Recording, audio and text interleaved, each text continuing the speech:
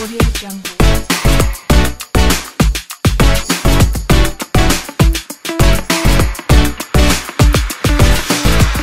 Audio Jungle. Amis téléspectateurs, bonjour et bienvenue sur Congo Culture Télévision. L'émission, c'est Le livre et son auteur. C'est une nouvelle émission de la chaîne Congo Culture Télévision. Une émission tant attendue parce que plusieurs écrivains nous ont contactés pour nous dire qu'ils avaient besoin de l'espace.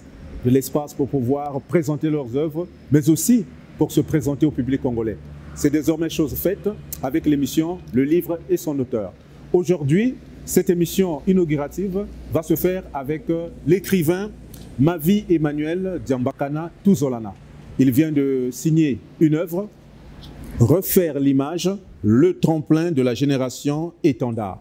Avec lui, nous allons découvrir ce qui est caché dans cette œuvre. Nous allons également découvrir l'homme, puisque c'est un jeune écrivain, très jeune, je signe et je persiste parce qu'il est déjà à son deuxième ouvrage et il s'agit de 2 essais. Je ne vous en dis pas plus. Tout à l'heure, vous allez découvrir Mavi Emmanuel Diambakana Tuzolana, l'homme qui est à la une aujourd'hui avec son livre Refaire l'image. Mavi, bonjour. Bonjour Benka. Alors, l'émission, c'est le livre et son auteur.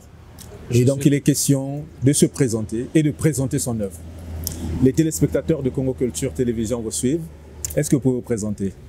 Bonjour chers téléspectateurs. Je suis Mavi Emmanuel Diambakana Tuzolana. Voilà, je suis auteur essayiste. J'ai publié jusqu'ici 2 essais. Voilà. Je suis en même temps, j'aime pas trop parler de moi, mais bon. Ah, mais c'est l'occasion, hein, parce que l'émission est là pour vous présenter d'abord, voilà. Et pour présenter votre œuvre. C'est vrai que les écrivains se cachent un peu derrière leur plume, mais on veut bien quand même découvrir qui est Emmanuel Mavi Diambakana. Bon, mais je vais quand même me permettre de le dire, je réservais la surprise. Je ne suis pas littéraire de formation, je suis un scientifique et je poursuis mes études de physique à la faculté des sciences et techniques, voilà. Et je me plais aussi à l'écriture parce que je considère cela comme étant une mission, en fait. Voilà. Puisque vous n'êtes pas littéraire de souche, c'est-à-dire que vous n'avez pas fait une carrière littéraire à l'école, d'où vous est venu ce goût de la littérature? Voilà, comme j'aime à le dire, que je suis un grand observateur de la société et en tant qu'observateur et acteur de la société, je pense que, et surtout étant jeune, on a quelque chose à dire compte tenu de l'évolution au sein de notre société. On se dit qu'il y a forcément quelque chose à apporter, ne serait-ce peut-être pas de la part de nos dirigeants ou de nos aïeux, mais aussi par nous-mêmes, la jeunesse. Pourquoi pas ne pas emboîter le pas et essayer d'apporter quelque chose pour essayer de refaire l'image, comme le dit le titre de mon livre. Mais vous n'avez pas eu peur de vos prédécesseurs? La littérature congolaise grouille des stars, des éminences qui ont marqué de leur empreinte l'histoire de la littérature congolaise. Vous n'aviez pas peur de vous lancer sur ce terrain? Non, pas du tout. Ils ont commencé quelque part, ils ont écrit selon leur époque et ils continuent à écrire, certes, mais je crois que j'ai aussi une particularité lorsque j'écris. Voilà, j'écris de mon époque, j'observe ce que je vis au quotidien et c'est ce qui m'inspire, c'est ce qui fait que je puisse être un peu plus particulier dans mes écrits et je n'ai pas peur. Exact. Et l'aventure commence quand? L'aventure commence très jeune, je dirais déjà, mais sans avoir à l'idée que je pourrais retranscrire tout ce que je vivais ou encore tout ce que j'observais dans la nature ou dans mon pays, au Congo, dans ma société, dans un bouquin. Et je me plaignais du quotidien des Congolais, je me plaignais des relations qu'entretiennent les Congolais, je me plaignais de la marche de l'appareil étatique, je me plaignais de tant de choses qu'une fois je me suis dit, ben voilà, pourquoi ne pas faire entendre ma voix. Et je suis très satisfait d'avoir écrit, tout simplement. Pourquoi? Parce que comme le dit Alain Mabonkou, que tout auteur, que tout écrivain devrait puiser dans sa société et c'est de là que devrait venir l'inspiration pour pouvoir écrire. Et c'est ce qui m'a conduit à l'écriture. Et sans être indiscret, c'était déjà à quel âge lorsque vous signez votre premier ouvrage? Lorsque je signais mon premier ouvrage, c'était à l'âge de 21 ans. Voilà. J'avais à peine 21 ans. Et Vous pouvez rappeler le titre? oui, c'est Étude et optimisme, une combinaison rassurante. Alors, en parlant de la peur, justement, tellement que j'étais jeune et c'était pas évident de pouvoir trouver des gens pour vous encourager Voilà. à pouvoir écrire. Un ou scientifique encore, qui s'engage dans la un littérature. scientifique. Déjà un scientifique qui s'engage dans la littérature. En plus, étant jeune, et il faut croire que ceux qui nous précèdent n'ont pas assez de confiance en la génération actuelle. Et donc, j'étais quelque part un peu abattu aussi en ce sens. Mais j'avais cette confiance en moi parce que, entre guillemets, je sais ce que je vaux. Et je n'avais pas peur de m'y lancer. J'utilisais parfois des techniques pour pouvoir intéresser mes écrits à des aïeux, faire lire et demander leur rapport, ce qu'ils en pensent. Et c'est par là qu'ils ont essayé de me découvrir. Voilà, je ne me suis pas caché, mais j'ai gardé, j'ai été optimiste moi-même, comme le dit le titre, pour pouvoir m'affirmer et pour pouvoir être ce que je suis aujourd'hui. Tout à fait. Alors, ma vie, il y a quelque chose de très spécial en vous. C'est le fait d'embrasser une carrière littéraire tout en étant scientifique. Mais de là aussi, à s'engager dans l'essai. Un style très particulier et très difficile. Parce qu'on voit beaucoup de gens qui font de la poésie. Et bon, on se dit, je ne dis pas que la poésie c'est facile, hein, mais je pense que c'est le tremplin pour tout le monde. Le roman et les nouvelles. Mais vous avez choisi de publier des essais. C'est quoi cette particularité-là? D'où vous est venue cette idée? Pourquoi pas le roman? Pourquoi pas la poésie, mais directement l'essai? Vous avez levé le niveau un peu plus haut là. Ouais, je ne dirais, voilà, je reviendrai sur ce qui concerne la catégorisation, les catégories. Le roman, tout comme la poésie, sont aussi des domaines d'écriture qui relèvent de beaucoup de perspicacité, de beaucoup de talent aussi. Mais je crois qu'à la base, avoir choisi l'essai, c'est parce que j'aime la confrontation déjà. J'aime des débats d'idées, j'aime proposer, c'est comme ça que je me vois, même s'il y en a de ceux qui le font dans le roman, mais ils essaient un peu parfois d'être illusionnistes. Oui, mais ils frôlent un peu la réalité. Ils frôlent un peu la réalité, c'est vrai, mais moi j'aime affronter la réalité comme telle, et je crois que ça se marie beaucoup plus avec ma nature. Je citerai là aussi un auteur, Frantz Fanon, je m'identifie un peu à lui pour avoir lu Peau noire, masque blanc. Voilà. Un chef-d'œuvre. Voilà, un chef-d'œuvre. Et quand vous lisez, vous sentez vraiment qu'il se déchaîne, il dit les choses telles qu'il les voit et il pousse encore un peu plus loin la réflexion parce qu'il a cette capacité réflexive qui est sa particularité en fait. Il met en avant son intellectualisme. Donc, il avait suffi pour moi qu'on me dise que voilà, tu es intelligent et aussi que je me sente passionné et engagé pour des questions qui relèvent de l'Afrique. Cette Afrique que j'ai connue, qu'on a connue dans les histoires autrefois premières, mais qui aujourd'hui demeure dernière, on ne sait pas pourquoi. Voilà. Et le berceau de l'humanité. Voilà, le berceau de l'humanité autrefois. Et l'Afrique se suffit aujourd'hui à ressasser l'histoire, redire que non, voilà, nous avons été grands autrefois, mais cela ne suffit pas. Voilà. Aujourd'hui, nous avons besoin de nous réaffirmer en tant que grands.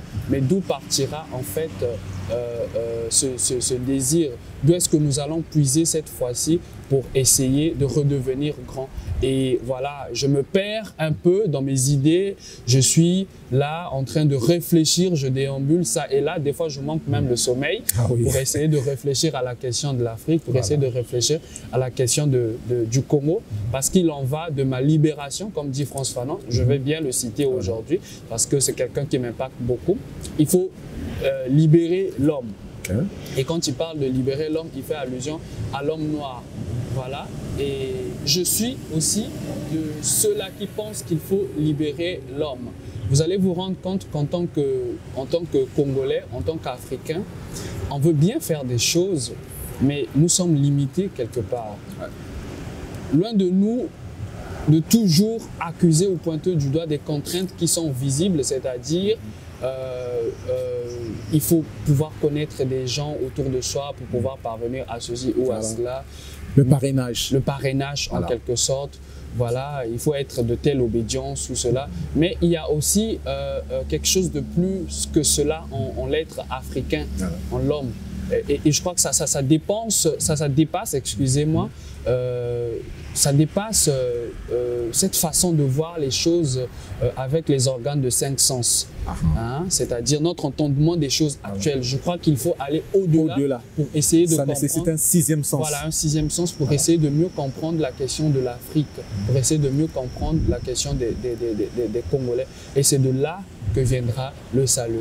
J'essaye tant bien que mal d'essayer de me rapprocher à ce 6e sens-là. Ça pourrait effrayer certaines personnes, mais moi je crois que le problème de l'Afrique va bien au-delà de ce que nous voyons, de ce que nous entendons. Parce qu'aujourd'hui, on peut dire qu'on sait pratiquement tout sur les mécanismes d'asservissement de l'homme noir, mais on ne sait presque rien sur la logique de suggestion de l'homme noir, s'il a été grand un jour. Voilà. Alors, Mavi, c'est très intéressant ce que vous dites. Je vois en vous déjà un panafricaniste et surtout un auteur engagé. Mais nous allons revenir sur ça. Nous parlons aujourd'hui de votre ouvrage « Refaire l'image ».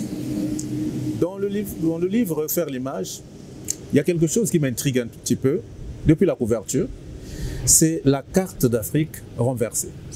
Je pense que les téléspectateurs peuvent bien voir à travers cette image une carte d'Afrique renversée. Et dans cette carte, vous avez un œil. Et c'est un jeune. C'est un jeune d'ailleurs, voilà, qui regarde, qui observe. Quel est le mystère qui se cache? Voilà, qui pleure aussi. Quel est le mystère qui se cache derrière cette image? Voilà, je pense que ce qui se cache dans la couverture, c'est justement tout ce qui mine l'Afrique. C'est comme un peu un signal pour dire que tiens, je dirais un peu de Cheikh Anta Diop jusqu'à nos jours, nous en sommes encore là. Nous en sommes encore là et l'Afrique est traversée et le jeune pleure. Et c'est un jeune qui vise loin, qui ne regarde pas simplement à sa condition, mais qui regarde aussi à la condition de ceux qui viendront. C'est-à-dire, c'est une vision futuriste. Voilà, c'est une vision futuriste. Il regarde aussi à la génération qui viendra et il se dit que non, voilà, c'est difficile pour nous et on en pleure. Est-ce qu'on peut dire que c'est un signe de désespoir? Un signe de désespoir, peut-être pas, mais c'est un cri d'alarme qui appelle à un relèvement. C'est pourquoi nous avons intitulé « Refaire l'image ». Ce qui se présente là, c'est l'Afrique d'aujourd'hui. Voilà. Et ce qui est dans le contenu de l'ouvrage appelle, sinon attise la conscience des uns et des autres à pouvoir se relever pour le changement. Mais cette fois-ci, nous n'allons pas le dire de façon générale parce que le changement, il est chanté un peu de partout. Partout, le leitmotiv, c'est partout. Hein, voilà. Tout le monde parle de changement. Voilà. Mais apparemment, on ne le voit pas du tout. Voilà, on ne le voit pas, c'est comme je venais de le dire. Tout simplement pourquoi? Vous allez voir qu'aujourd'hui, je n'insulte pas les panafricanistes, j'en suis un, mais peut-être un peu plus religieux. Mais modéré même. Modéré même. Parce qu'on trouve un peu trop d'engagement et un peu d'excès dans ce mouvement. Il s'agit aussi là de poser des bases pour l'Afrique qui viendra en fait. Voilà. Parce que s'il s'agit simplement de regarder à ce qu'a été l'Afrique d'hier, on ne fait qu'ajouter à ce que Cheikh Anta Diop a déjà fait. Pourtant, ça ne change pas le quotidien des hommes, ça ne change pas le quotidien des Congolais. C'est pourquoi je dis qu'il va falloir pousser un peu plus loin la réflexion. Vous savez que même entre panafricanistes, ils ne se mettent pas d'accord sur certains points. Ah oui. Il y en a de ceux qui font appel à la culture ancestrale, le traditionnalisme, ce qui était l'Afrique d'antan. Et il y en a de ceux qui aujourd'hui pensent qu'il faut être à la fois panafricaniste, mais aussi religieux, sinon bibliste. C'est-à-dire qu'il faut voir l'Afrique à venir sur le plan de ce que disent les Saintes Écritures. Pourtant, il y en a de ceux qui disent que non, les Saintes Écritures non plus, c'est un livre, comme c'est un livre dépassé. Et que ça ne relève pas de la culture africaine aussi. Voilà, et ça ne relève pas de la culture africaine. Mais c'est quand même un peu ahurissant parce que c'est vrai que ça ne relève pas de la culture africaine, mais je vais dire quelque chose rapidement en passant. Je venais de découvrir qu'il y a beaucoup de parallélismes entre ce qui est dit dans la Bible et ce qui relève de la culture ancestrale africaine.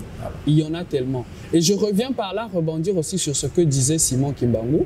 Qu'en lisant les Saintes Écritures, vous allez retrouver vous allez découvrir le voleur et l'objet volé. Ça veut dire qu'il y a aussi une part d'Africains là-dedans. Voyez-vous? Donc ça veut dire que c'est toute une découverte que vous nous proposez dans cet ouvrage. Justement. Est-ce que refaire l'image, le tremplin de la génération étendard et l'esquisse des solutions à venir? Bien sûr, il y en a. Et ce que je suis en train de dire actuellement, c'est justement aussi pour me dépasser.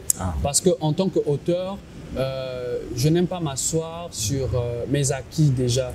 Pour avoir publié Études et Optimisme, je ne me suis pas limité là. Je publie Refaire l'image. Et moi, je ne publie pas parce que j'ai appris à faire des syntaxes ou à donner une morphologie à mon langage. Non, mais j'écris parce que chaque fois, je me remets en question et je veux pouvoir, par des écrits, atteindre d'autres standards. Transmettre un message. Voilà, transmettre un message, s'élever au-dessus de ce qui est visuel, de ce qui est perceptible, se placer au-dessus de la mêlée, voilà, pour voir un peu ce qu'il y a à faire, parce qu'on a l'impression que tout le monde est au même niveau et on voit les mêmes problèmes et tout le monde se plaint, personne ne propose de solution. Voilà, voilà. Mais même quand, vous savez, le débat, il est vaste. Et même quand on parle de pouvoir revenir à la culture ancestrale, il faut reconnaître que chaque peuple africain avait ses ancêtres. Exact. On n'avait pas un ancêtre commun. Et ce n'était pas une civilisation commune. Voilà, ce n'était pas une civilisation commune. Voilà. Et donc, rappeler les Africains aux ancêtres, c'est comme un peu dire que voilà, il faut que chacun, dans son ethnie, faire appel à son ancêtre. Mais nous avons dépassé ce stade-là. Non seulement nous l'avons dépassé, mais aussi il serait difficile pour la génération d'aujourd'hui de faire appel à ses ancêtres, puisqu'on ne les connaît presque même pas. Oui. Les écrits à propos de ses ancêtres ne sont pas aussi vulgarisés que ça. C'est à peine si on peut connaître certains ancêtres. Mais ce n'est pas un passé lointain aussi. Parce que l'écriture, apparemment, nous l'avons héritée il y a quelques années seulement. Parce qu'aujourd'hui, si on veut parler des ancêtres du Congo, mais je pense qu'on aura du mal à trouver même des images de certains comme Boitambongo et autres.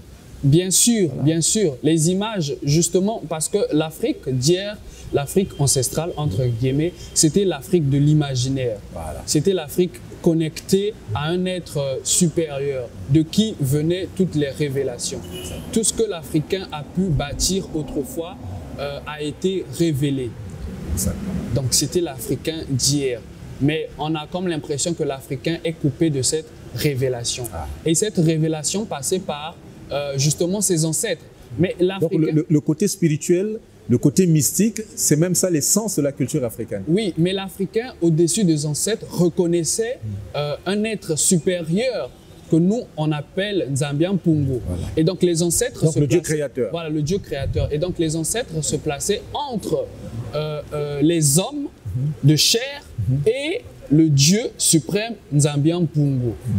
Voilà. Jouant un rôle d'intermédiaire en quelque sorte. Voilà. Et donc même les ancêtres avaient un rôle particulier. Seulement, l'Africain par essence est anthropocentrique. C'est-à-dire c'est lui au-dessus de tout. Et Dieu ne servait qu'à expliquer certaines choses de la nature. Exactement. Et donc, on avait plutôt essence à faire recours aux ancêtres.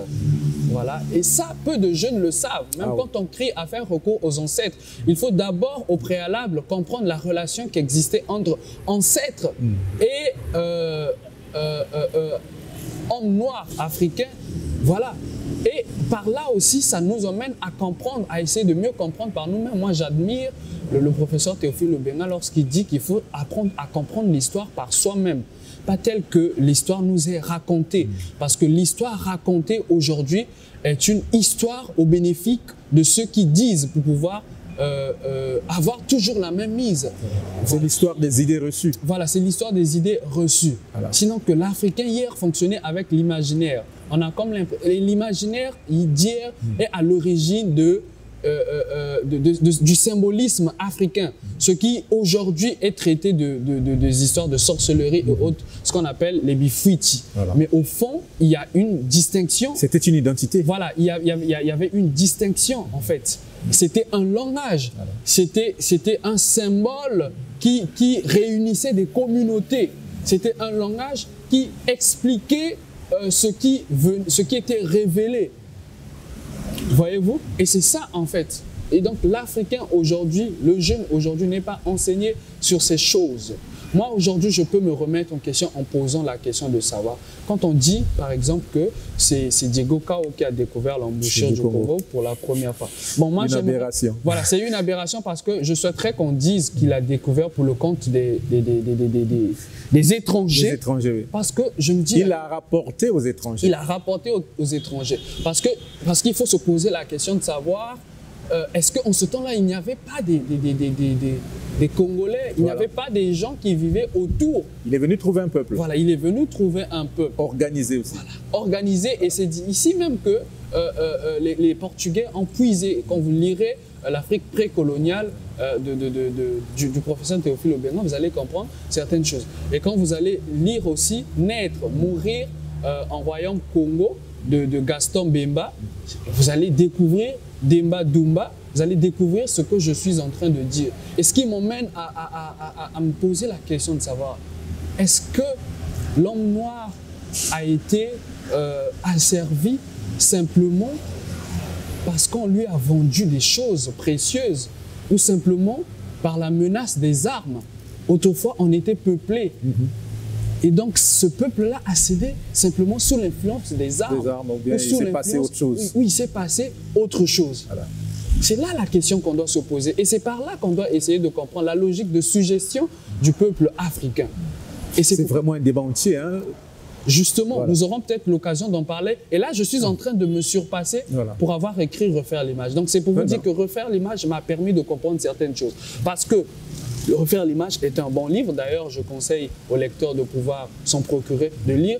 Et ce qui vous pouvez parler de sa structuration pour orienter le lecteur? Oui, Refaire l'image comprend 10 chapitres. Refaire l'image, il est préfacé par Julien Makaya Nzundu. Que nous saluons d'ailleurs. Voilà, nous le saluons en passant. Et j'étais très heureux, je n'avais pas eu la chance de le dire lorsque nous avons présenté Refaire l'image. Mes salutations et mes respects au doyen Pierre Tsemou qui, rentrant du Sénégal, avait manifesté la volonté de pouvoir officier la cérémonie de présentation de mon livre, Refaire l'image. C'était là, c'est une marque aussi pour moi. Je n'ai pas pu le dire dernièrement, mais je saisis cette occasion pour pouvoir le dire. Et donc je disais que... C'est dire aussi qu'il y a encore des vieux qui s'intéressent aux jeunes. Oui. Même s'il y a une certaine rupture de génération entre écrivains, mais nous voyons quand même une certaine catégorie des vieux qui tend la main à la jeunesse et qui les accompagne dans tout ce qu'ils font. Bon, je dirais plutôt que cette rupture aussi trouve son explication. C'est comme je vous l'ai dit tantôt, que pour avoir écrit Études et optimisme, ce n'était pas facile de l'intéresser à certains écrivains. Parce qu'il y avait trop de dénonciations. Voilà, parce qu'il y avait trop de dénonciations. Et aussi parce qu'on se disait que la jeunesse d'aujourd'hui était incapable de produire une œuvre de qualité. Voilà, exactement. Et donc, il fallait chercher partout, voies et moyens, de pouvoir intéresser mon œuvre à ces grands, entre guillemets, pour qu'ils lisent et pour qu'ils découvrent aussi quelque chose de pertinent. Et aujourd'hui, j'en suis fier parce que Pierre Tsemou peut dire aujourd'hui que non, il croit que la relève est assurée. Exactement. Et donc, il y a aussi une frange de la jeunesse congolaise qui voudrait se faire un nom. On veut vite se faire appeler auteur ou écrivain, simplement, mais sans pouvoir apporter quelque chose de palpable. Pas de valeur ajoutée. Voilà, il n'y a pas de valeur ajoutée. Et on oublie que pour pouvoir s'affirmer, il y a de ceux qui ont existé, qui ont écrit avant nous, et il faut essayer de les lire. Voilà, il faut essayer de les lire et s'inspirer, comme vous l'avez dit, de ces grands-là. Et donc, quelque part, je ne peux pas imputer tort à ce comportement réfractaire. Par contre, cette réfraction absolue, c'est celle-là que je condamne. Il faut au moins accorder du temps à ce jeune-là qui veut apprendre écrit, aussi. qui veut apprendre aussi. Voilà, certainement l'aider à faire ses premiers pas. L'aider à faire ses premiers pas. Je pense que si j'étais animé par le pessimisme, peut-être, et si je ne croyais pas en moi, je crois que j'aurais abandonné. Ah oui. Parce qu'en écrivant... On ne vous donnait pas déjà trop de chance pour percer dans le milieu. Voilà, et on ne me donne pas trop de chance. Et ça ferait que j'aurais abandonné et je me serais perdu. Peut-être, je ne penserais pas aujourd'hui tel que je suis en train de penser, animé par l'esprit de pouvoir apporter ma pierre à l'édifice dans la reconstruction de l'Afrique. Et je dirais qu'aujourd'hui, les essayistes panafricanistes devraient plutôt puiser, chercher dans ce que j'appelle la logique de suggestion de l'homme noir. On a beaucoup lu et nombreux ont déjà écrit sur les mécanismes d'asservissement de l'homme noir. On n'en est plus là. Voilà. C'est déjà une étape dépassée. Je crois qu'il faut aller voir ailleurs. C'est pourquoi je dis qu'il faut avoir le courage de pouvoir se remettre en cause. On ne dit pas que ce que vous avez écrit ne vaut absolument rien, non. Mais il faut pouvoir se dépasser parce que écrire, c'est parler. Et parler, c'est exister absolument pour l'autre.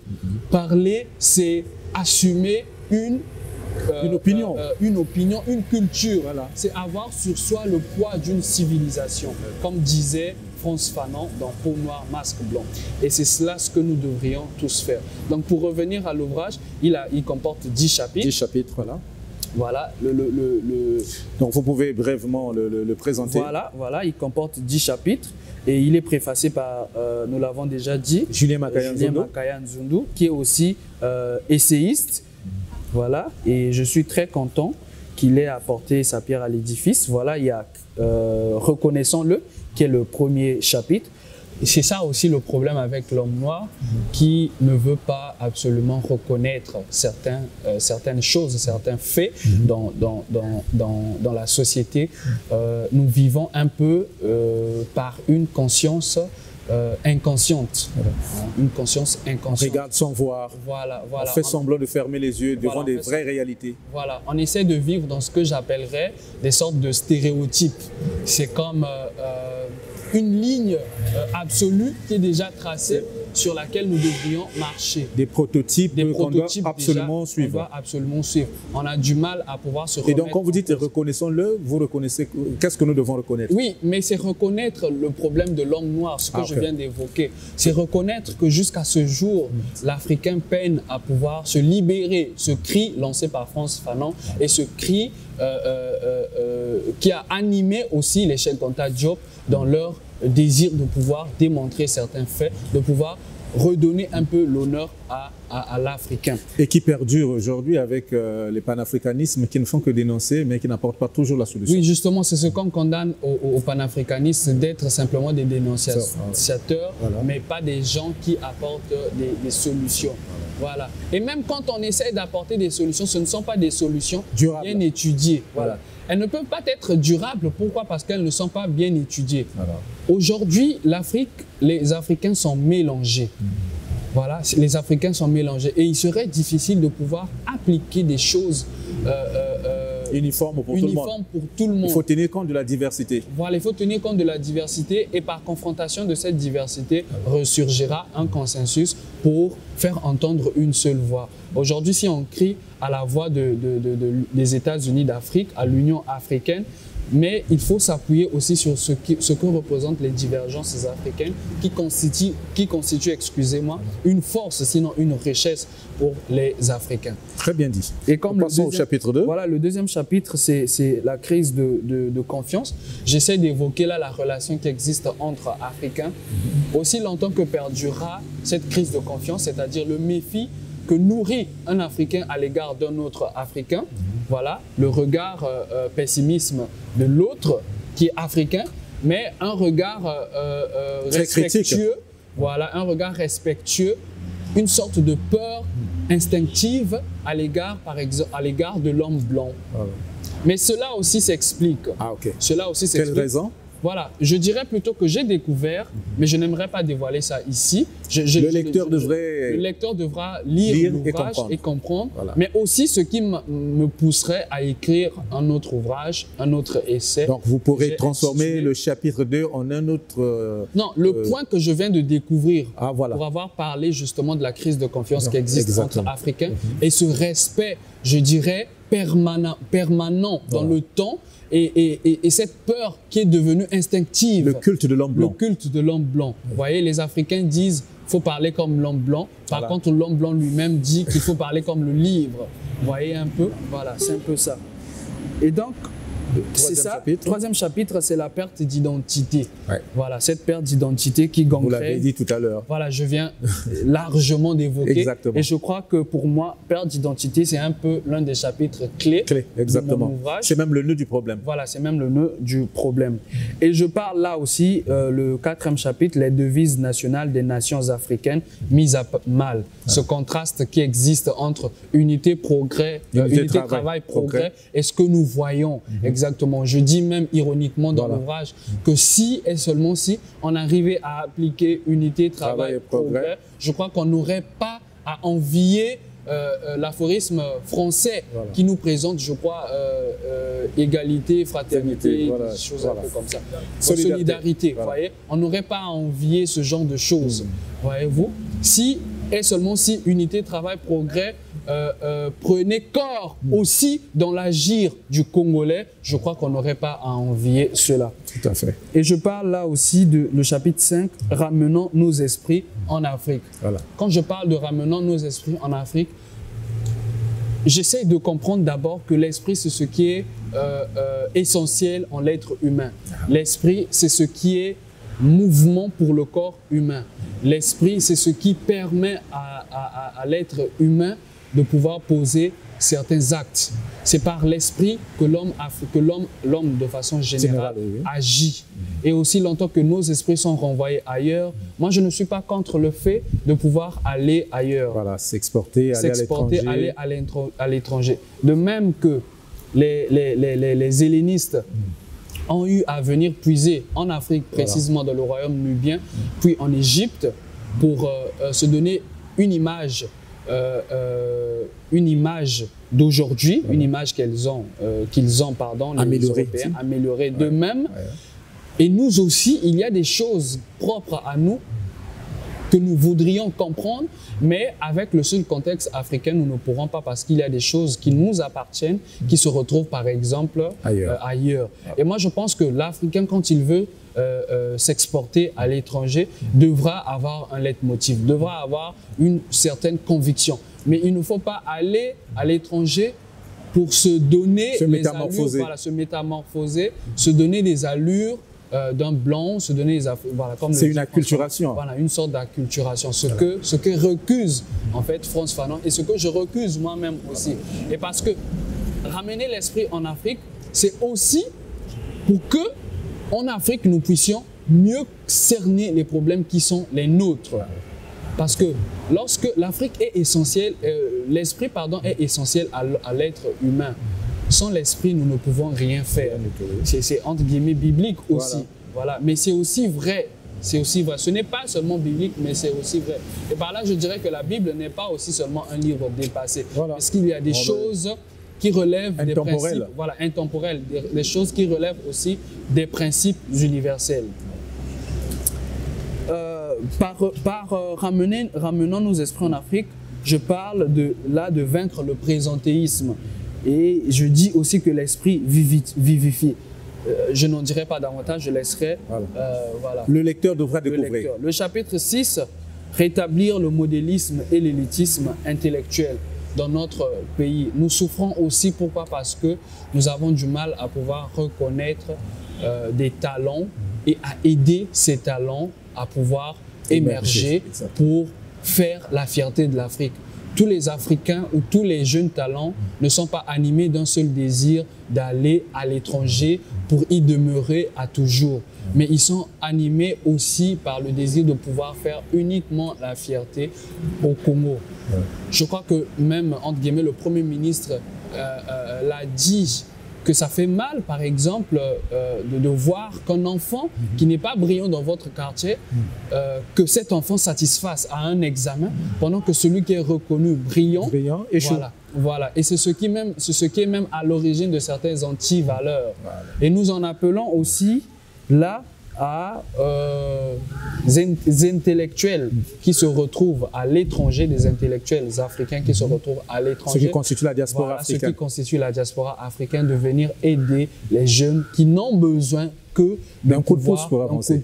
Je disais dans l'ouvrage qu'aujourd'hui, à la question de savoir qui est le meilleur scientifique, sinon physicien ou encore chimiste, mathématicien congolais, on ne saurait le dire. Mais ceux-là même. Aucune émulation dans le domaine. Voilà. Ceux-là même qui pètent la forme, entre guillemets, dans le gérant politique, on les connaît. Voilà. Donc il y a des domaines qui sont délaissés au profit d'autres. Voilà. Et ça fait que quand on parle du Congo aux jeunes, quand on parle des modèles aux jeunes, on ne voit d'abord là que des politiciens. Et c'est ce qui est aberrant et c'est triste. L'être aux intermédiaires dans le gérant politique, et là je fais allusion à des jeunes comme nous qui ont accepté de mener une carrière politique. Voilà, eux, ce sont des futurs tenants du flambeau à l'avenir, du règne politique. Et la politique est un domaine qui structure la vie des peuples. On ne peut pas vivre sans politique. Voilà. Même si, quand on parle de politique chez nous au Congo, ça a une autre connotation. Il y a ce qu'on appelle un peu l'édulcoration du terme. Voilà. Mais sinon, la politique, c'est ce qui structure la vie d'un peuple. Et ceux-là, en ce moment-là, ils ont la responsabilité de prôner des valeurs des jeunes, vraiment des jeunes qui veulent changer les choses. Okay. Voilà. Et il y a aussi le chapitre 8, égalité ou équité. Bon, moi, j'essaie de donner mon avis là-dessus. Exactement. Voilà, sur l'égalité ou équité, j'essaie d'apporter mon avis là-dessus. Je laisse au lecteur de lire. Des prophéties rendues stériles. Voilà, nous reconnaissons que les Africains sont beaucoup spirituels, mais aujourd'hui, on remet même la Bible et tout ce qui est spirituel en cause. Oui. De façon hétéroclite, tout simplement. Pourquoi? Parce qu'il y a apparemment des prophéties qui ont été dites sur l'avenir du Congo qui peinent à se réaliser. Et ça devient un mensonge. Voilà, ça devient un mensonge. Et donc ces prophéties sont rendues stériles. Voilà. Et le chapitre 10, le dernier chapitre, la génération étendard dans le prisme de David. Et ici, j'aborde la question la question du relais. David, malgré ses prouesses, n'avait pas été choisi par Dieu pour pouvoir construire le temple. Mais on lui a demandé on lui a dit que c'est son fils Salomon qui devrait le faire. Et je crois que ça devra être la même chose pour nous au Congo. On ne peut pas tout faire. On ne peut pas tout faire seul. Exactement. Et on ne peut pas rester éternellement. Moi, je pense que le problème avec les Congolais, c'est que nous vivons dans le temps de l'homme, au lieu de vivre dans le temps social. Voilà. Et nous devrions apprendre à vivre dans le temps social. Voilà, pour ne pas penser à soi. À soi-même. Et penser non seulement à nous, mais aussi aux générations futures. En tout cas, bien dit, ma vie, Emmanuel Diombakana Touzolana. C'était donc là le rendu de cette publication qui vient de paraître, disponible. Où est-ce qu'on peut déjà... L'ouvrage est disponible à la FNAC du centre-ville, ici même, et aussi en contactant les éditions Kemet. Les lecteurs pourraient avoir cette ouvrage. Et le prix?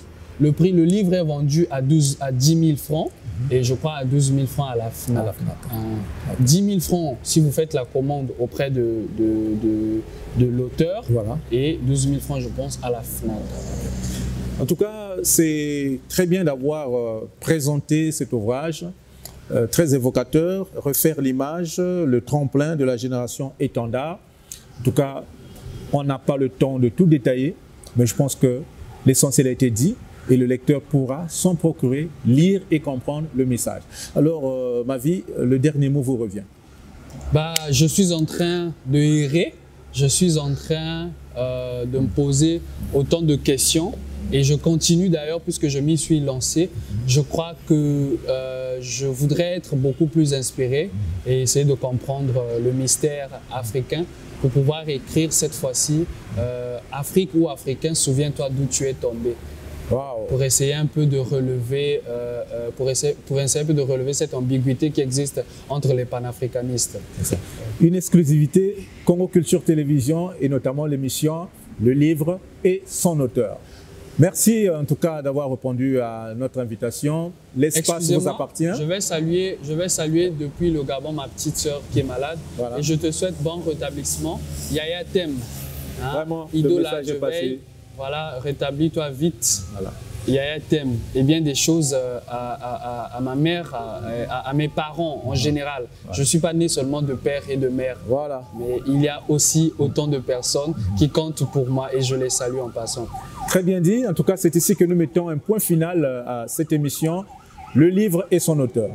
C'est une émission inaugurale qui nous a permis donc de rencontrer à l'espace La Corniche l'écrivain Mavi Emmanuel Djambakana Tuzolana qui nous a parlé de lui d'abord et ensuite présenté son œuvre. En tout cas, les détails, vous les avez eus, mais vous aurez encore plus de détails en lisant le livre. Ben Corbinson vous dit au revoir. À nous revoir la semaine prochaine avec un autre invité.